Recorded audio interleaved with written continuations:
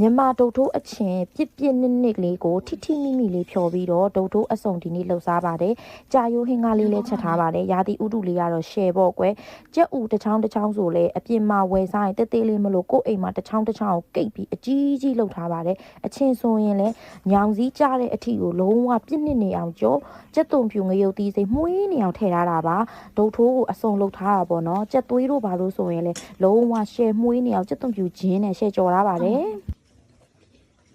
စာကြည့်ချက်သွေးရှယ်ပဲ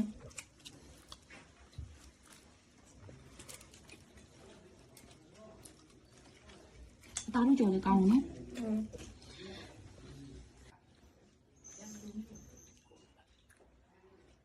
ဒါကကြာရိုးဟင်းကပါ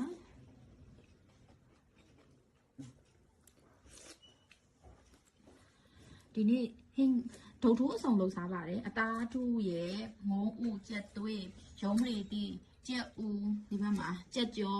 ငဖယ်ပဲပြကြက်ရီကုန်းကြောအသားထူးကြောအချင်းကိုလုံးဝပြင်းနှ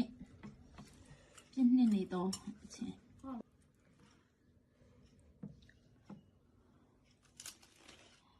တခွားဒီလေးရဲ့မြန်မာဒုတ်ထိုးအချင်းလေးရဲ့ပါထိရလားထိကြပါကောင်းလားအလွမ်းပြေပြီလားပြေပြီကောင်းအသားလူစားကြည့်ကောင်းအသားလူရှယ်တော့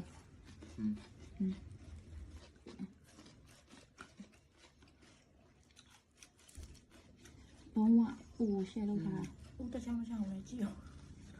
ဦးတချောင်းစားပြီးဟိုက်အပြည့်ဦးတစ်ချောင်းစားပိုက်အပြည့်ထိုးပေးတာလုံးမ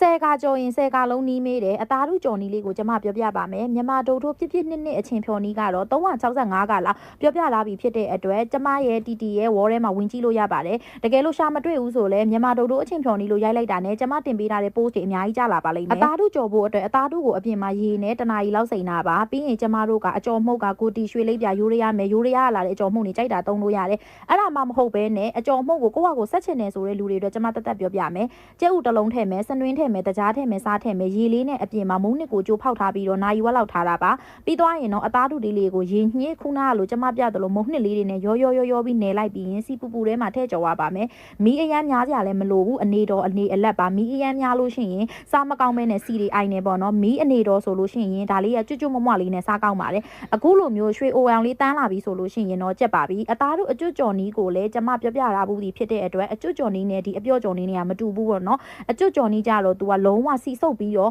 ကျွတ်နေအောင်ကြော်ရတာဒါကကြတော့အခုလိုရွှေညူရောင်လေးတန်းပြီဆိုရင်